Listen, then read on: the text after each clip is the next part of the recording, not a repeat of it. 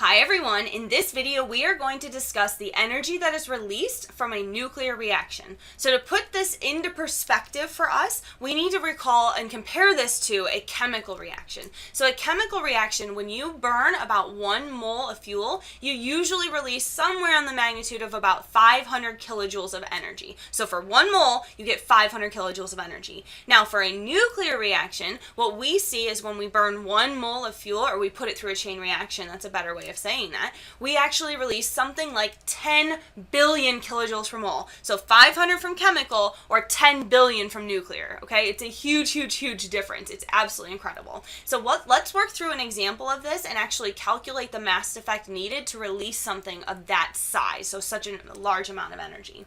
So let's look at an example. So uranium-92 with a mass number of 235. We're going to hit it with a high energy neutron. And what we're going to do here is create barium and krypton and 3 neutrons. And so right now when I have this written out, I have an unbalanced nuclear reaction. So what you would need to do is go through and balance this all out by adding in the atomic numbers and mass numbers of each one of this. So krypton is a mass number of 92 with an atomic number of 36. Okay, so now what I am looking at is a balanced nuclear equation. But the one thing we can remember is that in a nuclear equation, the mass is not conserved.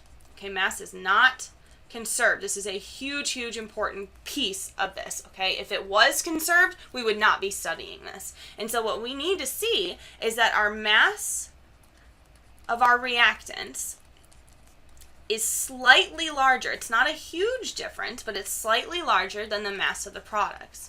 And so usually this delta M is close to something like 0.1%. Okay, it's 0.1% of a difference. And so what that means is that our mass of our reactants is larger than our mass of our products. And when we put this all together using Einstein's theory of relativity, we can actually calculate out the amount of energy that's released just by looking at this delta M. And if you recall from earlier videos, this delta M is called your mass defect. And it's just a way of saying what is the difference in the mass of your reactants and of your products, okay? So let's look at an example. So let's say we have 1 kilogram of uranium-235. So now, if we stuck with what we just set up here in the earlier piece, that our delta M is usually equal to about 0.1%, 0.1% of 1 kilogram is about 1 gram.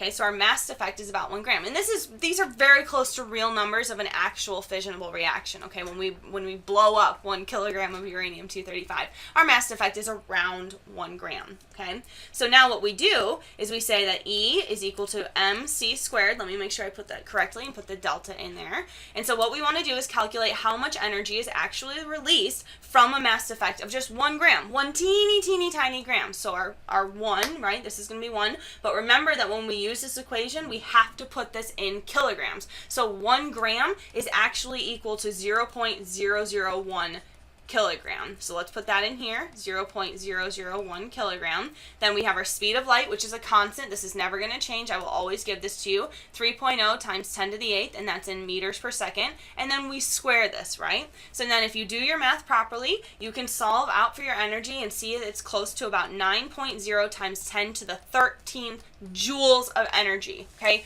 That is insane. That is an insane amount of energy that is released. That is greater than 1 billion, okay, to put that into perspective. And so now this number specifically from releasing 1 gram from a 1 kilogram reaction of U-235, this is actually twice the energy released from an atomic bomb. Okay? Twice the amount of energy. So just to kind of put this into perspective, so an atomic bomb, if we did this reaction, I mean, like, I couldn't physically do this reaction for you because I would kill all of us and about 80,000 of our neighbors. So it would be a huge, huge, huge problem. All right, so now I want to let you do this and you try this to make sure you can use and solve this equation. And so my question to you is, what mass effect is needed? And I don't actually want to say required. I like that word better. So what mass effect is required to release 1 billion kilojoules of energy? Now please answer in milligrams because it will make the number a little bit easier to report. Go.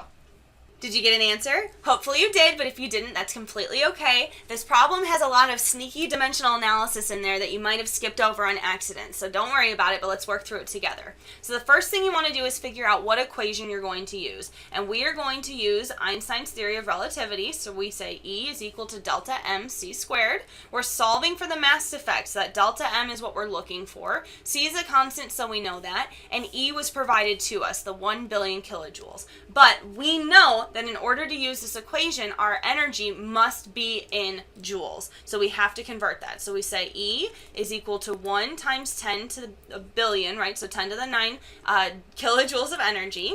And then we have to convert from kilojoules to joules. So we know that there are 1,000 joules of energy in every 1 kilojoule.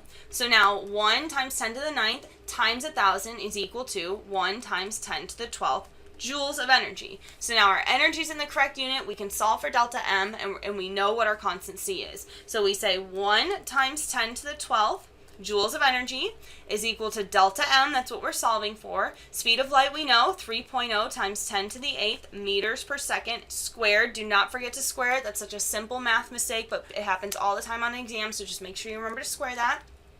And then if you type this in your calculator correctly, you end up with a delta M, or a mass effect, that is equal to something like 1.11 times 10 to the negative 5th kilograms of mass. Okay, so kilograms. But now the question asks for us to solve or report our answer in milligrams, so we do have to do more unit conversion. So I'm just going to give myself a little more space. Let's rewrite this.